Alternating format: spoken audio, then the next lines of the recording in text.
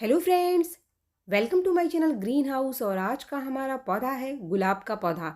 सर्दियां स्टार्ट हो चुकी हैं और आपके गुलाब के पौधे ने फूल देना शुरू कर दिया होगा। तो अगर आप चाहते हैं कि पूरी सर्दी आपका गुलाब का पौधा फूल देता रहे और जैसे ही एक फूल सूखे तो नई कलियां बननी भी स्टार्ट हो जाए और हमेशा पौधा फूलों से भरा रहे, नई नई ब्रांचेस और नई नई कलियों से भरा रहे, कभी भी आपका पौधा फूलों से खाली ना रहे, तो आपको सर्दियों में किन चीज़ों का ध्यान रखना है, अपने गुलाब के पौधे में किस तरीके की केयर करनी है और कौन सा वो खाद है जिसको कि आप देकर अपने पूरे गमले को फूलों से भर सकते हैं और पूरी सर्दी आपका जो गुलाब का पौधा है वो फूलों से भरा रहेगा। तो सबसे पहला पॉइंट है धूप। गुलाब के पौधे को कितनी धूप चाहिए सर्दियों में अच्छी फ्लावरिंग के लिए? अगर आपको अपने गुलाब के पौधे पर बहुत सारे फूल चाहिए तो अपने पौधे को आप धूप में रखें, एक ऐसी जगह पर जहां पर पूरे दिन की धूप इसको मिल जाए। अगर आपके घर में ऐसी जगह नहीं है जहां पर बहुत अच्छी धूप आती हो तो कम से कम 2-4 घंटे की धूप आपके पौधे को ज़रूर मिले, क्योंकि गुलाब के पौधे के लिए धूप बहुत ज़रूरी है। तभी इसकी मिट्टी सूखेगी। लगातार गीली मिट्टी गुलाब के पौधे को नुकसान करती है। लगातार गीली मिट्टी पौधे के मिट्टी में फंगस बना देती है जिससे कि हमारा पौधा खराब हो जाता है।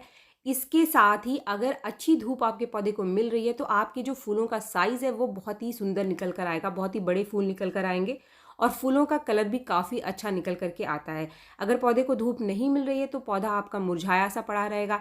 जो कलियां और फूल आपके पौधे में निकल कर आएंगे वो छोटे होंगे साइज़ में और आपको कुछ मुरझाए हुए से दिखाई देंगे। तो धूप का काम सिर्फ फूलों की मात्रा बढ़ाना नहीं है, गुलाब के पौधे की ओवरऑल पूरी ग्रोथ के लिए, पौधे को हेल्दी बना के रखने के लिए बहुत ज़रूरी है। इसके बाद है टिप्स नंबर 2। गुलाब के पौधे में आपको इस समय कितना पानी देना है। ये बहुत ही इंपॉर्टेंट पॉइंट है जिसकी वजह से हमारा गुलाब का पौधा अच्छा खासा खराब हो जाता है। पानी को आपको सर्दियों में चेक करके ही देना है, बहुत ज़्यादा ओवर वाटरिंग आपको नहीं करना है। ज़रूरी नहीं है कि आप रोज़ रोज़ पानी डालो। अगर अगले दिन आपकी मिट्टी आपको बहुत ज़्यादा गीली दिखाई दे तो आप अगले दिन इसके अंदर पानी न डालें। इसके साथ ही मिट्टी में उगने वाले घास वगैरह को आप टाइम टाइम पर साफ़ ज़रूर करें। अगर आपका ग्राफ्टेड गुलाब का पौधा है, इंग्लिश गुलाब है, तो इसके नीचे अगर कोई जंगली ब्रांच निकल कर आ जाए तो आप उसको ज़रूर निकालें। जंगली ब्रांच हमेशा ग्राफ्टिंग नोड के नीचे से निकल करके आती है और 7 पत्तियों की ब्रांच होती है। इसके साथ ही मिट्टी में आपको टाइम टाइम पर एक और काम भी करना है, वो ये है कि आप इसकी मिट्टी की गुड़ाई भी ज़रूर करते रहें 10 दिन में, 15 दिन में एक बार। इससे क्या होगा कि आपकी जो पौधे की मिट्टी है वो नीचे तक सूख जाएगी धूप पड़ने से, तो पौधे के अंदर फंगस कम से कम बनेगा। अगर मिट्टी ज़्यादा गीली होने की वजह से कोई फंगस आपके पौधे में बन भी गया है तो अगर आप इसको धूप में रखेंगे और बीच बीच में इसकी मिट्टी को आप सुखाते रहेंगे तो जो भी फंगस इसकी मिट्टी में बन गया है वो अपने आप ही ख़त्म हो जाता है। इसके लिए आपको कोई भी इलाज करने की ज़रूरत नहीं है। ये एक बहुत ही आसान सा नेचुरल प्रोसेस है, एक नेचुरल सॉल्यूशन है। धूप, मिट्टी को सुखाना एक नेचुरल सॉल्यूशन है पौधे की मिट्टी के फंगस को ख़त्म करना। अगर आपका गुलाब का पौधा अभी कोई भी फूल नहीं दे रहा है और आपके गार्डन में ऐसे ही मुरझाया पड़ा हुआ है तो सबसे पहले काम आपको क्या करना है कि आप इसकी मिट्टी की गुड़ाई करें और इसको धूप में रख दीजिए। मिट्टी का जो पानी है उसको पहले आप अच्छे से सूखने दो, इसके बाद ही आप इसके अंदर कोई खाद देना।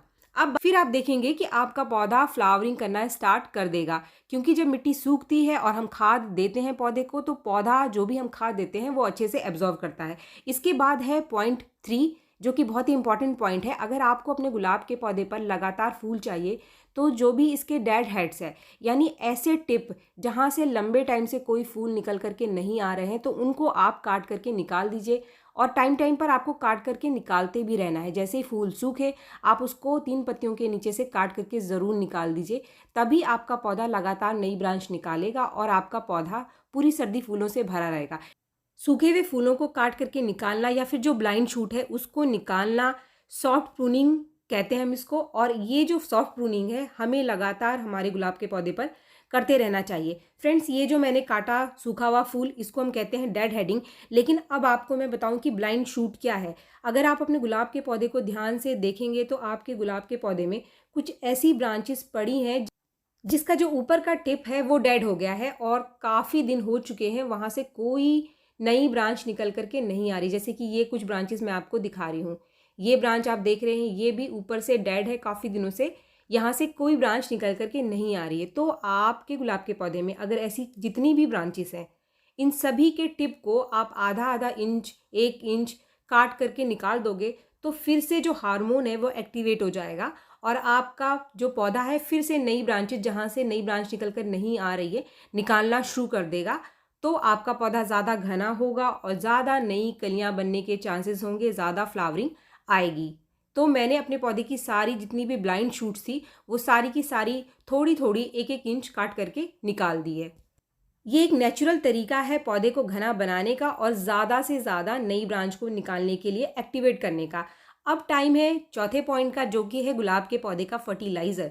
तो फ्रेंड्स, क्योंकि सर्दियाँ शुरू हो चुकी हैं तो आज की इस वीडियो में मैं आपके साथ शेयर कर रही हूँ एक ऐसा होममेड फर्टिलाइज़र जो आपके पौधे की ग्रोथ अगर नहीं हो रही है, फूल निकल करके नहीं आ रहे हैं, तो जड़ों की ग्रोथ को बढ़ा देगा और आपका सूखा पौधा भी अनगिनत फूलों से भर जाएगा। वो फर्टिलाइज़र क्या है, चलिए देखते हैं। इस फर्टिलाइज़र को बनाने के लिए आपको चाहिए 3 चीज़ें। पहली जो 2 चीज़ें आप इस वीडियो में देख रहे हैं वो बहुत ही आसानी से आपको आपके घर में ही मिलने वाला है। पहली जो चीज़ है ये है केले का छिलका। तो केले के छिलकों को यहाँ पर आपको सुखा लेना है, सुखाने के बाद ही इस्तेमाल करना है। कच्चे केले के छिलके का इस्तेमाल आप ना करें।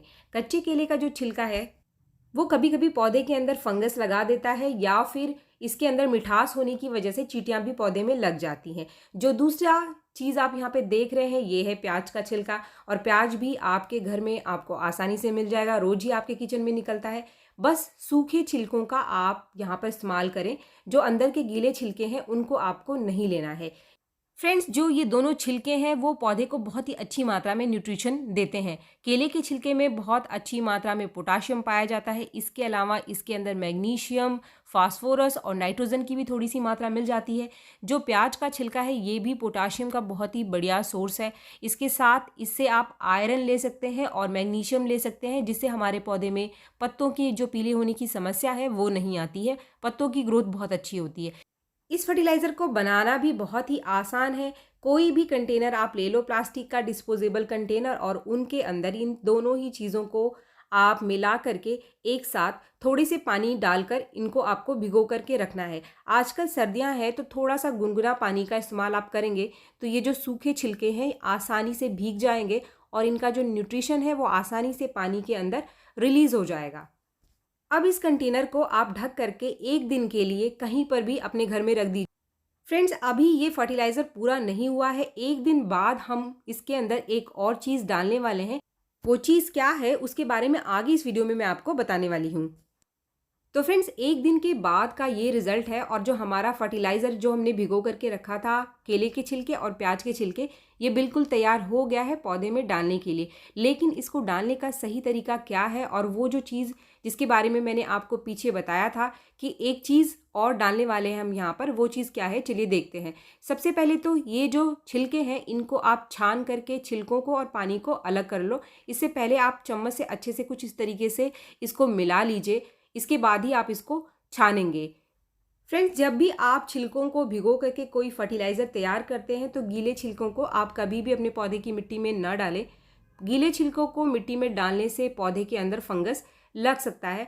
तो हमारा फर्टिलाइज़र तैयार हो चुका है, और जितना हमारा फर्टिलाइज़र बन करके तैयार हो गया है उतनी मात्रा में यहाँ पर हम और पानी डालकर इसको डाइल्यूट कर लेंगे।